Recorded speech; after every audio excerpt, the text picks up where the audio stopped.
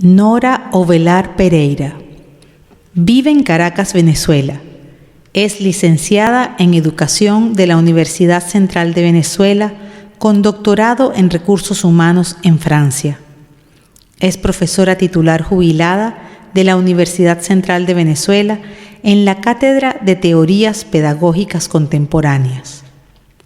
Fue coordinadora del Vicerrectorado Académico y directora de la Escuela de Educación en la UCB. Es miembro fundador del Instituto MID y actualmente vicepresidenta del mismo. Es fundadora, coordinadora de la Cátedra UCB Convivencia, Cognición y Conciencia Elaine de Beauport y del Diplomado UCB Educación y Desarrollo Humano y Ciudadano. Es facilitadora y consultora y apasionada de la educación orientada al crecimiento del ser humano y a la convivencia familiar y ciudadana. A continuación, nos presenta su ponencia titulada Pensar, Sentir y Actuar, una nueva educación, una propuesta educativa para el siglo XXI. Hola, yo soy Nora Ovelar Pereira. Están bienvenidos a compartir lo que les vamos a presentar como una propuesta educativa para el siglo XXI, este siglo de tantos cambios y de tantas complejidades, y es lo que le hemos denominado pensar, sentir y actuar una nueva educación. Eso lo vamos a hacer desde mi mirada como educadora. Soy educadora, la verdad que educar se convirtió en mi pasión. Estuve por 30 años siendo profesora de la Escuela de Educación en Teorías Pedagógicas Contemporáneas en la Universidad Central de Venezuela. Y sobre todo estuve en la formación en lo que es pedagogía crítica y educación ética y ciudadanía democrática. Al mismo tiempo y en forma paralela, fui facilitadora y he sido facilitadora en muchos talleres y programas, lo cual me ha fascinado. Y me di cuenta, posteriormente, también era educadora cuando yo, con mis colegas, mis estudiantes y otros compañeros hacíamos movilizaciones ciudadanas. Y después, hace unos cuantos años, me di cuenta de que era educadora de lo que es mi mayor tesoro, que son mis hijos. ¿Cuáles han sido las fuentes de mi rol de educadora? En primer lugar, mi amada Universidad Central de Venezuela y sobre todo en la Facultad de Humanidades y Educación, la Escuela de Educación. Toda mi vida universitaria ha sido allí y los lazos afectivos que tengo con la escuela y con mis compañeros ha sido trascendental en mi vida. Asimismo, de trascendental fue esta segunda fuente, lo que fue la primera formación que recibí con Elaine y Aura, del self-care o el cuidarse. Esa semana que pasé haciendo ese self-care cambió mi vida. Y a partir de ese momento seguí la formación por 30 años con estas maestras y con la gente que ha estado conmigo acompañándome. Los últimos, que son los primeros, mis padres, mi familia, que son con los que he aprendido no solamente el valor de la familia, sino también lo que es la vocación de servicio, lo que es cumplir como ciudadana y luchar por la libertad, por la democracia, por la justicia, por la solidaridad. Soy de las que creo, junto con mucha otra gente, que educación está en todo y en todos lados. No solamente en la casa, en la escuela, sino también en la calle, con los amigos, con la naturaleza, en los museos, con el arte, en el trabajo, en la comunidad, en los centros de salud, en los medios de comunicación, en los templos, en la música, en los deportes, en los medios de transporte. De hecho, Elaine de Beauport hizo esta imagen del zodíaco humano, donde hablaba de los 8 campos de la vida: la salud, el hogar, la familia, las relaciones, el aprendizaje, el trabajo, el disfrute y la espiritualidad. En todo eso hay educación. Ahora bien, ¿para qué la educación? ¿Para qué? Vamos a escuchar a este joven.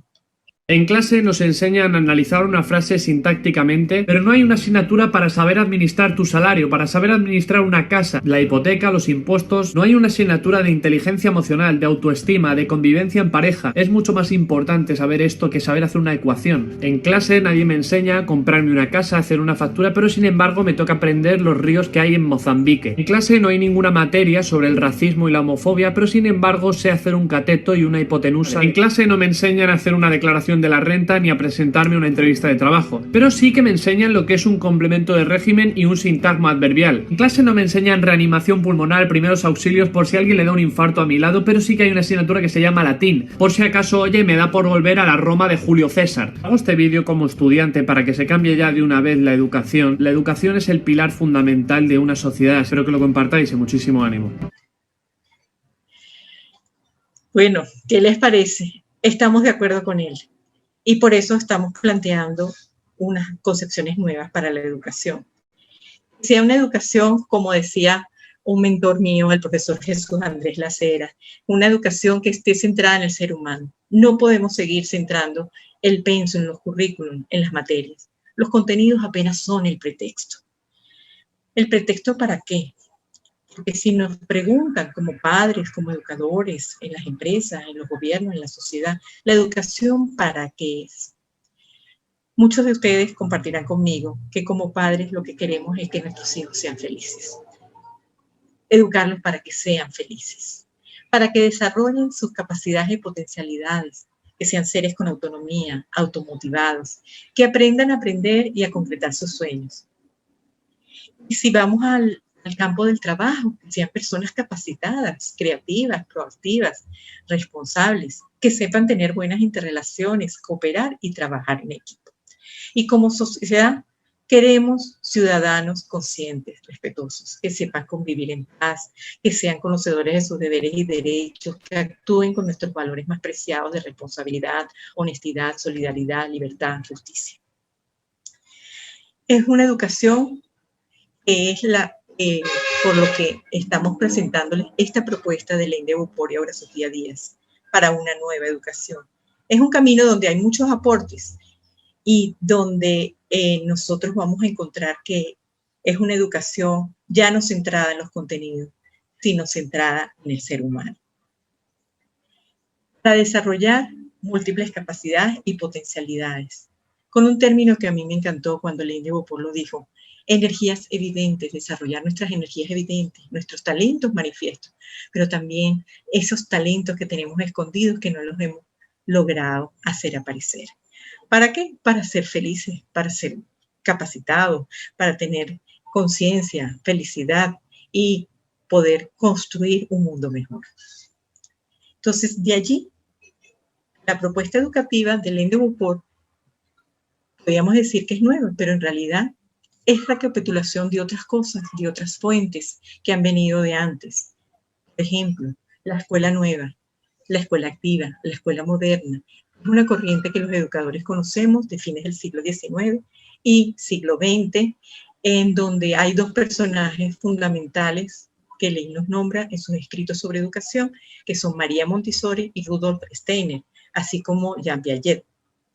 ¿Cuáles son los principios de esa educación nueva, educación activa, educación por aula, abierta, que retoma esta propuesta? El respeto al niño y sus inclinaciones, la libertad de elección, la observación y la experimentación, el aprendizaje simbólico con situaciones reales y la educación con áreas de interés.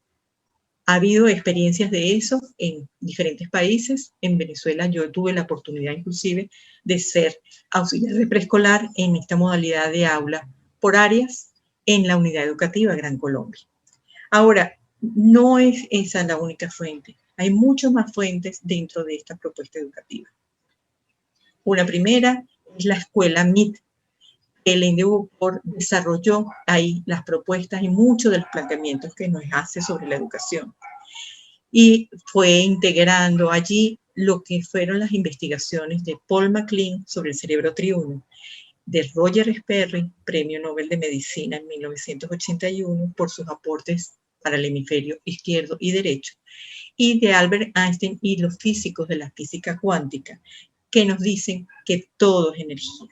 Entonces, allí a esa propuesta educativa se suman estos aportes más los aportes de los autores que ustedes ven allí.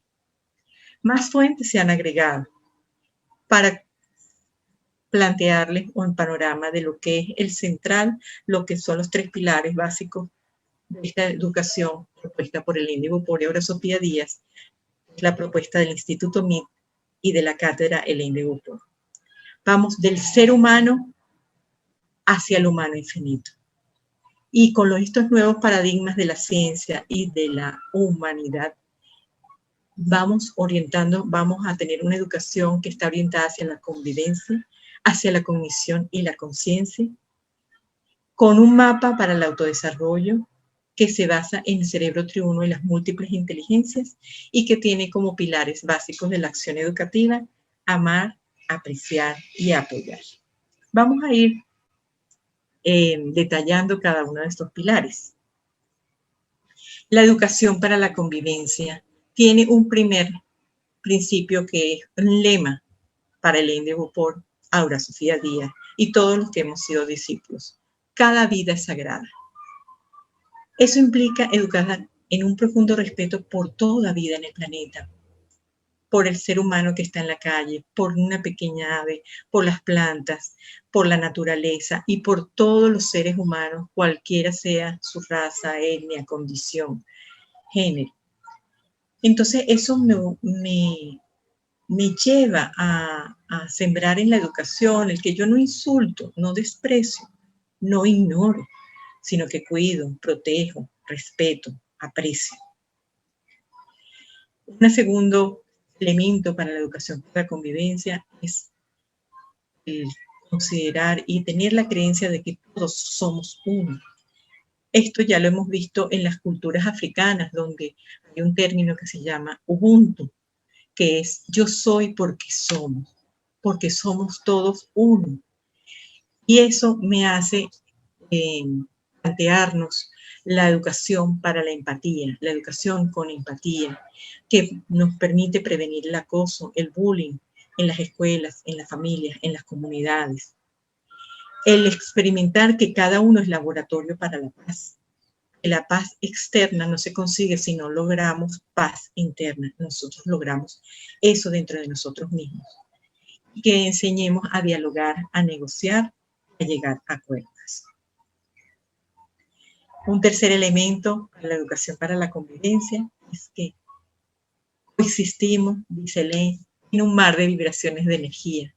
Lo que ya en las tradiciones orientales le dicen el chi o el ki, como lo hemos visto en el Qigong que nosotros practicamos con una de nuestras amadas amigas.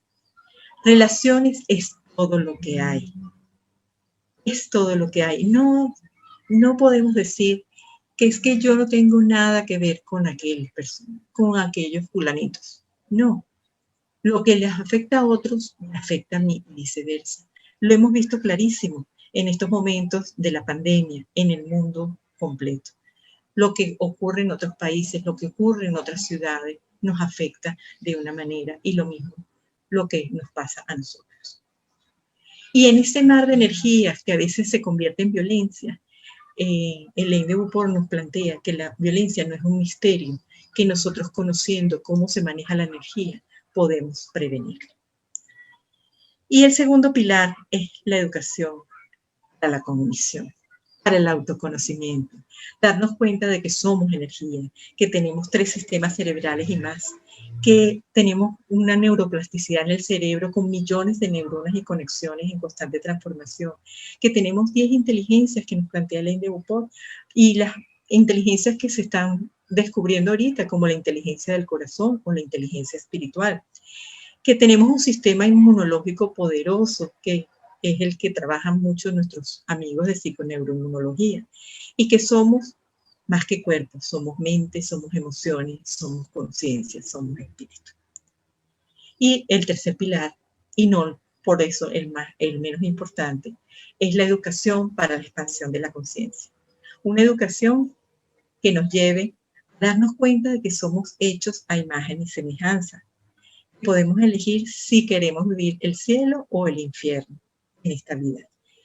Que podamos hacer contacto con nuestro yo superior, practicar el poder transformador del amor.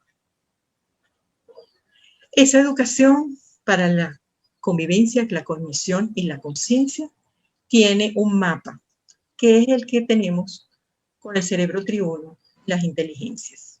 Este es nuestro mapa para el autodesarrollo, del cual partimos, pero estamos incluyendo muchos otros aportes. Ese cerebro triuno, que son 3, pero parecen 4, es porque tenemos un cerebro para el pensar e imaginar, un cerebro para el sentir y un cerebro relacionado o asociado al actuar. Esta información queremos que la vincules a ti mismo. Es decir, eres una persona que está más en la acción, o eres una persona emocional, o una persona que le gusta más estar imaginando, desarrollando proyectos, o que estás pensando en la lógica, en la racionalidad y planificando. ¿Cómo eres? Eso te permite también ver en tu convivencia con tus hijos cómo son ellos. Son más que piensan, son más imaginativos, son más emocionales, son más de movimiento, de acción. Tu pareja. ¿Para qué queremos saber esto? Para poder darnos cuenta de la complementariedad, lo mismo con los que trabajan contigo. Entonces, tenemos además de ese cerebro triuno, 10 inteligencias que nos propone el Indigo Po. Unas inteligencias asociadas a la neocorteza, a lo que es el cerebro del pensar e imaginar. Unas inteligencias que tienen que ver con el cerebro emocional o límbico y unas inteligencias que tienen que ver con el cerebro básico o reptil. Pregúntate, ¿cuáles inteligencias tendrás tú más desarrolladas? ¿La inteligencia racional o la inteligencia asociativa creativa o la inteligencia espacial visual o la auditiva, la musical, la inteligencia intuitiva? ¿Cuáles tendrás más desarrolladas tú, tus hijos? Pregúntate. Las inteligencias emocionales. ¿Cómo tienes desarrollada tu inteligencia para dejarte afectar por el amor, por la alegría? La inteligencia de los estados de ánimo. ¿Cómo entras y sales, puedes salir de las diferentes emociones? O la inteligencia motivacional, saber reconocer qué es lo que te identifica, qué es lo que te mueve, qué es lo que te enciende, qué es lo que te apasiona. Y tenemos las inteligencias del comportamiento, entre ellas la inteligencia de los patrones, de cuáles son los hábitos, rutinas, rituales que nosotros tenemos, la inteligencia de los parámetros para establecer acuerdos en tiempo y espacio para la convivencia, y la inteligencia básica para poder identificar realmente qué es lo que me favorece a mi vida, poderme acercar libremente y poderme alejar libremente de aquello que no beneficia mi vida o la vida de mi familia. Así llegamos a las claves para la acción educativa. Y cuando digo acción educativa, no estoy diciendo solamente para los educadores, lo estoy diciendo para la acción educativa que hacemos los padres, que hacemos los compañeros, los vecinos, que hacemos los líderes de equipos de trabajo. Y en primer lugar, una clave es orquestar nuestras múltiples inteligencias. Hacerlo como una banda de jazz donde hay una música y en un momento determinado suena un instrumento que es el solista, acompañado por los otros en más bajo tono. Y entonces saber, en este momento estoy en la inteligencia racional, dilucidando los factores que causan un problema, pero en este momento estoy actuando o estoy con mi inteligencia afectiva, dejándome afectar por la belleza de un paisaje o por la sonrisa de un niño. Entonces, es orquestar nuestras múltiples inteligencias, aprender a orquestarlas como una banda de jazz. Saber que tenemos 4 entradas para el aprendizaje. 4 entradas por el hemisferio izquierdo o el hemisferio derecho, el cerebro límbico o el cerebro básico. El aprendizaje en nosotros, en nuestros hijos, en nuestros estudiantes, en nuestros compañeros que se están formando. Y una clave para la acción es enseñar a maestros y padres a observar cuáles son esos estilos de aprendizaje, cuál es las formas en que se va yendo la energía de lo pasivo a lo activo, o de lo activo a lo pasivo, que es la reflexión. observar qué es lo que escogen, cuál es el interés principal que los llevará a aprender y a ver por dónde le entramos con su preferencia cerebral. Así podemos ver que el INDEBUPOR nos tiene muchísimos planteamientos con respecto a la entrada por el hemisferio izquierdo, el hemisferio derecho, el cerebro límbico o el cerebro básico, por ejemplo, estableciendo responsabilidades claras, acordando pautas y normas, la flexibilidad, que es importantísima en este cerebro, y el desarrollo de actividades corporales como deportes, bailes, juegos y teatros que nos van a permitir el aprendizaje por esa vía. El respeto a las diferencias va a ser crucial en esta propuesta educativa, donde no todos somos iguales, aunque sí especiales. Y aquí quiero compartir con ustedes el testimonio de una persona muy querida para mí, Archie Wheeler, con el que compartí 6 meses en Estados Unidos. Resulta que me enteré muchos años después que él nunca supo por qué no podía leer. Pensaba que era una incapacidad de él. Hasta que descubrió a los 54 años que era disléxico y por eso no podía leer.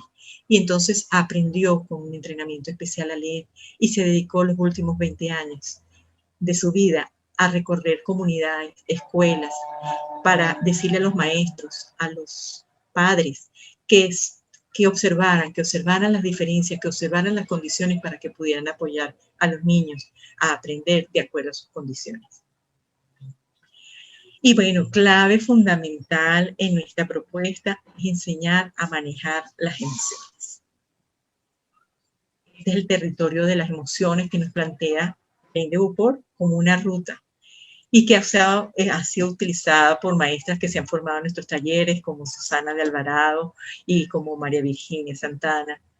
En usar el territorio de las emociones con los niños, con los jóvenes y con nosotros mismos para reconocer en cuál emoción estoy. Estaré en la rabia, estoy en la tristeza, estoy en baja energía, con desánimo. Y sentir esa emoción hasta llegar a identificar mi querer, que es lo que dispara las emociones. Cuando estoy triste, rabioso, poder pedir receso en la escuela, usar un cojín, una pelota o un espacio dentro de la casa donde yo pueda sentir y descargar mi emoción. Y después de eso, lograr ayudar a encontrar un yo puedo que me lleve a la vía central enmarcada por las líneas azules, de un yo puedo que me lleve a la alegría, a la felicidad, a sentirme fuerte, a sentirme dichoso. La escogencia, nos dice el INDEBUPOR, es la nueva bandera. Si no escoge, el niño se pone triste o rabioso, es que no entiende, es que no puede, es que no le gusta eso. Si hay silencio, si dice me da miedo, son los puntos en los que necesita ayuda. Poder expresar no puedo. Nos dice le haz tanto como puedas, pon un círculo donde no puedas. Pide ayuda a tu maestra, a un compañero, a un amigo, a tu hermano mayor. Esto es fundamental. El deseo enciende, es lo que motoriza. Entonces, promover el contactar con el querer, con los deseos, con los sueños, identificar qué te motiva, qué te gusta, qué deseas. Eso es básico y muchas veces pasamos la vida sin saber qué es lo que nos enciende, qué es lo que nos apasiona. Entonces, promover una educación donde nos contactemos con esos deseos, esos sueños, esos quereres. Vayamos del aprendizaje activo al aprendizaje pasivo de los símbolos, donde trabajamos con la experiencia para luego ir a enfocar en los símbolos, dibujando, pintando, hablar, grabando. Ahorita que tenemos los celulares, poder grabar los videos o escribir lo que se quiere contar, lo que se leyó. Otra de las claves en la acción educativa es el modelaje. Tomar conciencia de que el aprendizaje es mucho por imitación. Y en estos momentos en donde hablamos tanto de que falta una educación en valores, es darnos cuenta que los valores no se predican, los valores se actúan. El INDEBUPOR nos decía que un valor es un actuar que yo he visto y que aprecio y valoro. Entonces, es tomar conciencia de eso, de cuáles son los valores que guían mi vida. ¿Cuáles son los valores que yo quiero que mis hijos, mis estudiantes imiten, los incorporen dentro de su vida? Entonces, los quiero invitar a hacer un ejercicio. Un ejercicio donde entonces nos ponemos cómodos.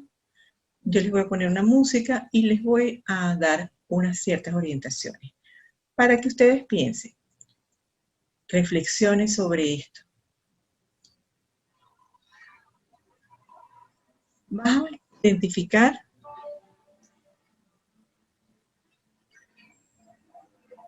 entre los valores que guían tu vida. Debe haber varios. Puede ser honestidad, responsabilidad, libertad, valor de la justicia, de la solidaridad. Escoge uno para hacer el ejercicio.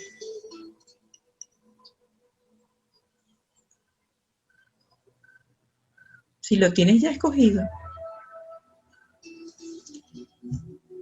recuerda, ese valor te viene por dónde, por tu papá, por tu mamá. ¿De quién lo heredaste? Tal vez de un abuelo o una abuela, o de un hermano mayor, o de un maestro.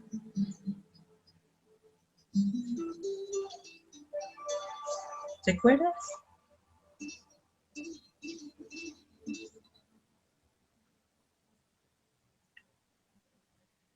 A lo mejor puedes lograr captar un momento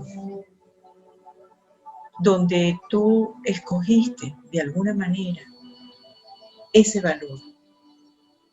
Yo quiero actuar así. Por ejemplo, yo recuerdo, con respecto al valor de la honestidad, un momento en donde mi mamá puede devolver un dinero que le habían dado de más uno de los cajeros en el banco. Y después, cada vez que iba a esa oficina del banco, ese cajero la trataba con deferencia. Le dijo, no sabe cuánto lo agradezco, porque era una semana de su sueldo que yo le iba a tener que poner.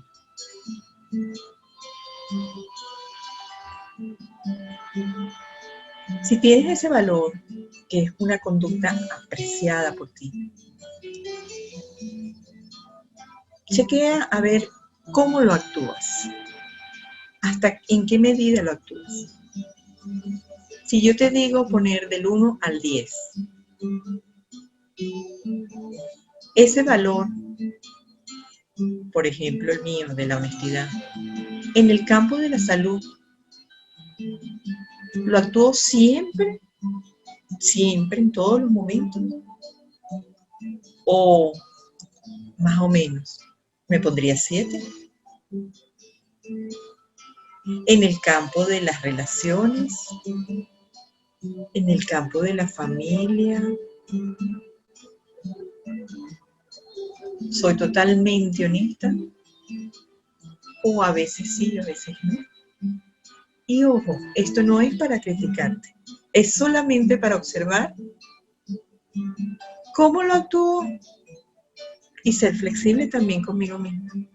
O decir, si yo quiero fortalecer ese valor porque yo quiero que mis hijos, mis estudiantes, mis compañeros también actúen con esta forma, con este valor, entonces lo puedo fortalecer.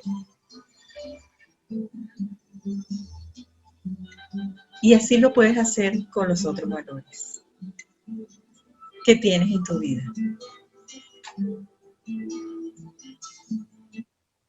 Y ahora seguimos.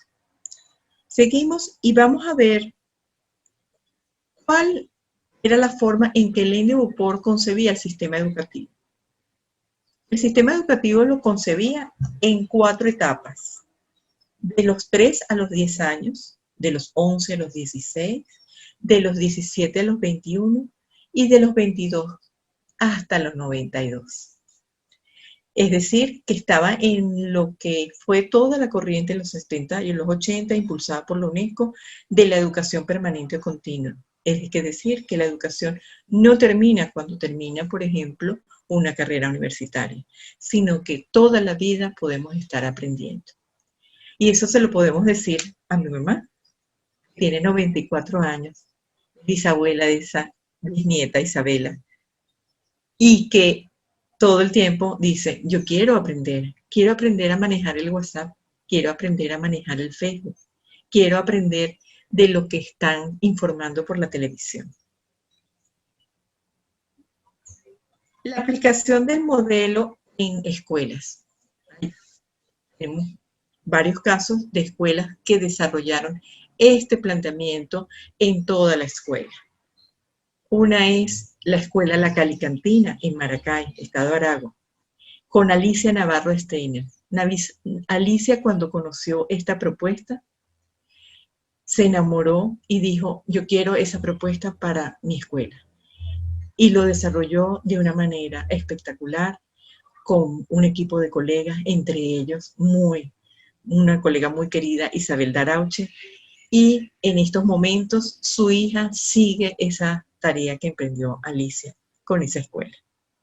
Bellísima, y que espero que puedan contactar y conocer en algún momento.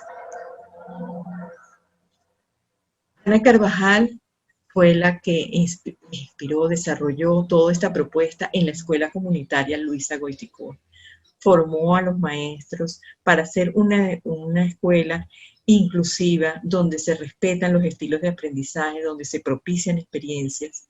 Ella ya no está con nosotros en el plano físico, pero honramos todo el trabajo y el amor que puso en esa escuela. El tercer ejemplo que les queremos mostrar es el de Centros de Desarrollo Humano en La Colmena de la Vida. Era un centro para niños en situación de riesgo. Allí se involucró Elaine de Bupor y Aura Sofía Díaz en el diseño inclusive de las aulas y en las propuestas educativas de las actividades que se realizaban en esos centros, con un equipo de compañeras como Marisol de Macedo, María Luisa García, Denise Lancer, Milagros Pereira, que estuvieron acompañando y fortaleciendo lo que era esa educación para niños que al salir de allí tenían que escolarizarse, y se logró unos éxitos increíbles. En un año ellos lograron hacer 2 y 3 años de subir de grado para poderse incorporar en el sistema escolar. Con los niños en la escuela, ¿qué nos dice Elaine?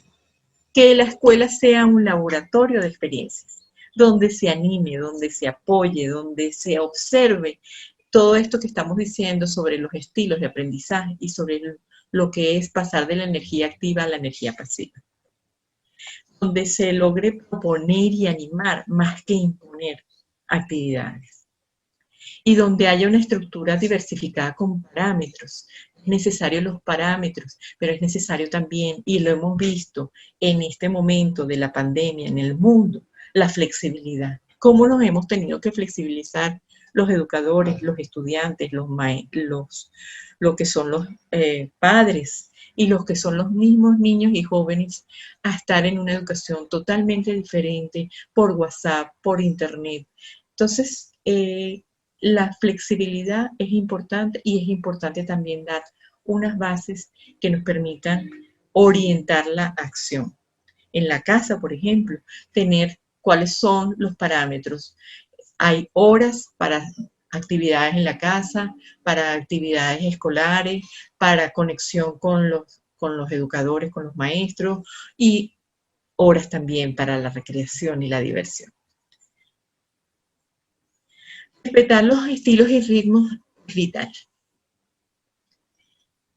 Cuando hablamos de dificultades de aprendizaje o de fracaso escolar, o sea, es pensar en que no hemos dado con cuál es el estilo de aprendizaje, no hemos sabido apoyar, y por eso el profesor Eleazar Narváez hablaba de que el fracaso escolar no es del niño, no es que un niño fracasa, es que tenemos una serie de actores en la educación, que son los padres, que son los maestros, que es la comunidad, que es el grupo de aprendizaje con el cual está el niño, es en identificar cuál es su estilo y cuál es su ritmo para que nosotros podamos apoyarlo y pueda aprender y pueda tener el éxito que todos nosotros queremos.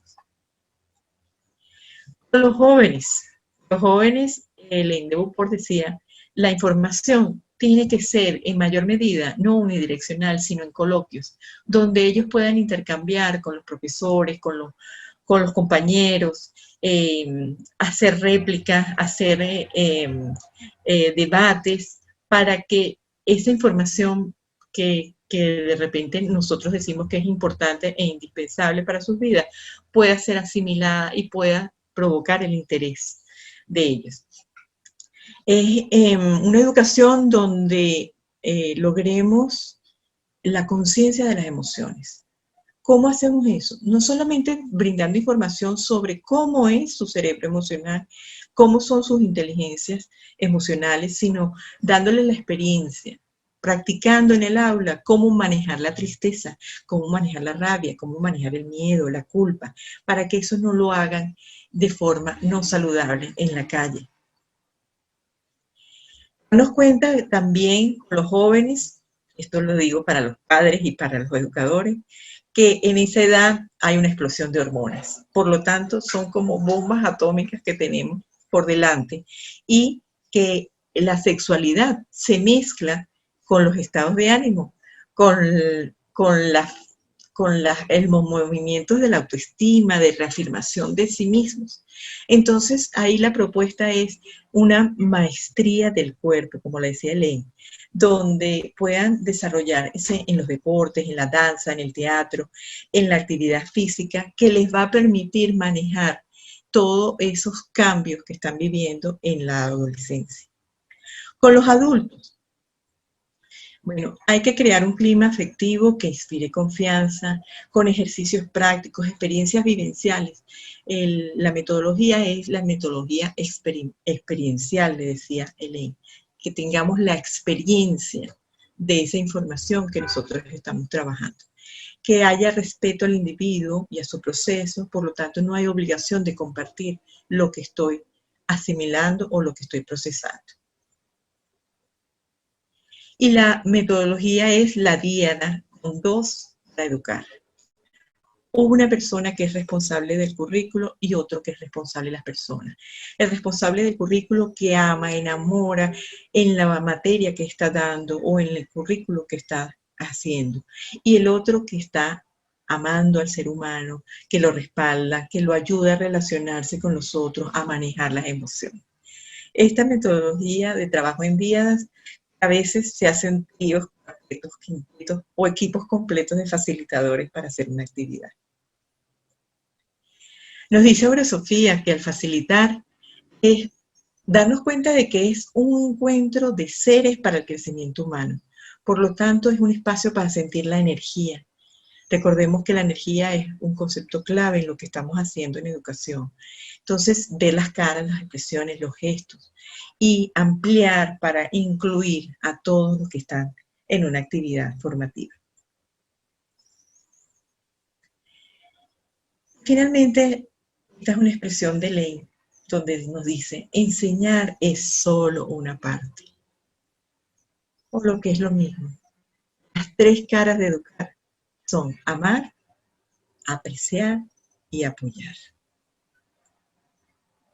Y amar es lo primero, es tocar el corazón, de corazón a corazón, con nuestros hijos, con nuestros estudiantes, quererlos, es lo primero. Antes de iniciar una actividad, yo voy queriendo a esos participantes, a esos estudiantes y a mis hijos cuando los estoy educando. Apreciar es reconocer sus capacidades y talentos diferentes. Que tú eres muy bueno leyendo, o tú eres muy bueno haciendo las manualidades, o tú eres muy bueno jugando la pelota. Cada uno cuenta, cada uno en el salón cuenta, que cada uno sienta que importa. Tú me importas. Y hacer notar los logros y los avances. Eso ayuda muchísimo en la educación. Apoyarlos. Apoyarlos es acompañarlos, es guiarlos, es construir juntos opciones ante los obstáculos. y es defenderlos. Una vez Helen y Aura nos dijeron, pónganse al lado de sus hijos. Y yo lamento, y les voy a confesar, lamento no haberme dado cuenta de eso a tiempo. En un momento, por ejemplo, con mis hijos, con mi hijo Diego, cuando fue intimidado por una maestra de cello por mucho tiempo, y lamento no haberme dado cuenta en buena medida. Inclusive defenderlos a veces no solamente de las presiones de la escuela, de las presiones de los educadores, las presiones de los grupos, sino a veces defenderlos de nosotros mismos, como podía haber hecho yo, y lamento haberme dado cuenta mucho tiempo después de las comparaciones que yo hacía con mi otro hijo y los compañeros de él que sacaban mejores notas. Entonces, bueno, ese es el aprendizaje. Sobre todo, volver a amar, darnos cuenta que la memoria a largo plazo está en el cerebro emocional. Y es enamorarlos, entonces seducirlos, motivarlos, animarlos, como hace Mr. Keating en La Sociedad de los Poetas Muertos. Les traigo un fragmento. En mi clase van a aprender a pensar por sí mismos otra vez. Van a aprender a saborear las palabras y el lenguaje. No importa qué opinen los otros. Las palabras e ideas sí cambian el mundo. Ya vi su mirada, señor. Cree que la literatura antigua no tiene que ver con administración o medicina, ¿no? Tal vez. Hopkins tal vez piensa como él. Dice, sí, deberíamos ponernos a estudiar a Evans Pritchard, conocer la rima y métrica y luego ir a ocuparnos de cumplir otras ambiciones. Les voy a decir algo, vengan. ¡Que vengan!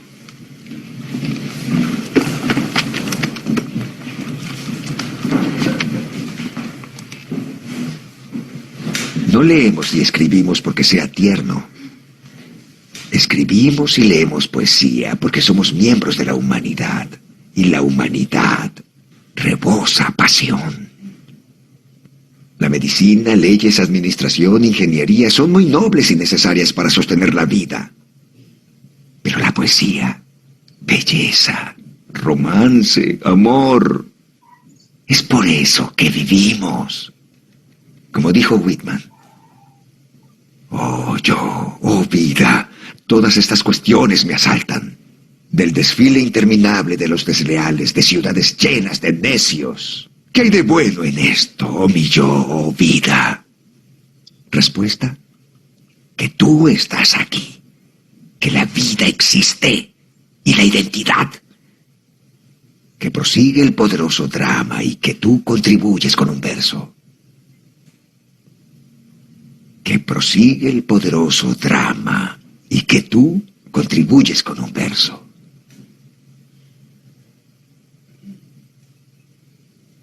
¿Qué verso escribirán? ¿Qué verso escribiremos? Esto nos lleva a darnos cuenta también que tenemos que ir de la educación de los niños a la educación de los padres. Hélène de Beauport decía, los cambios que se dan en las escuelas se van a la casa con el niño, pero es allí el afecto el que domina, es el afecto que reina. Por lo tanto, los padres, nosotros nos tenemos que educar para acompañar los cambios que queremos en la educación de nuestros hijos.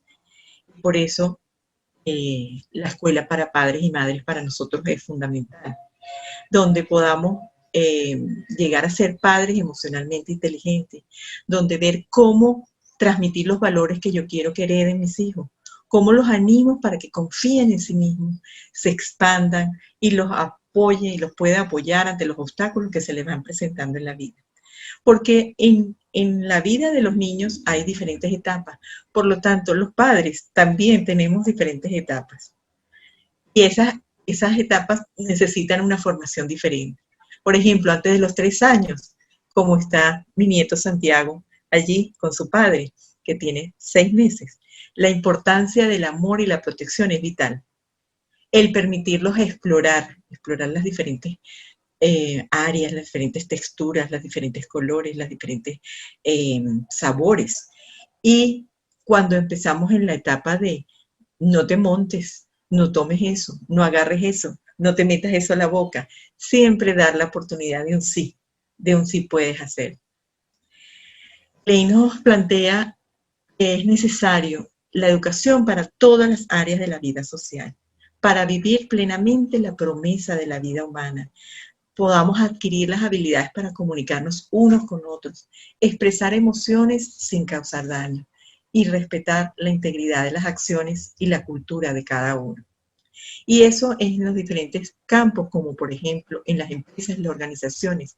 Muchos de los problemas que se encuentran o de las situaciones que encontramos en las organizaciones, en las instituciones públicas, que tienen que ver con el ausentismo, con la falta de motivación, con enfermedades, con estrés, con problemas actitudinales, obstáculos en la comunicación y en los trabajos en equipo, tienen que ver con una formación que les permita hacer eso, solventar esas situaciones.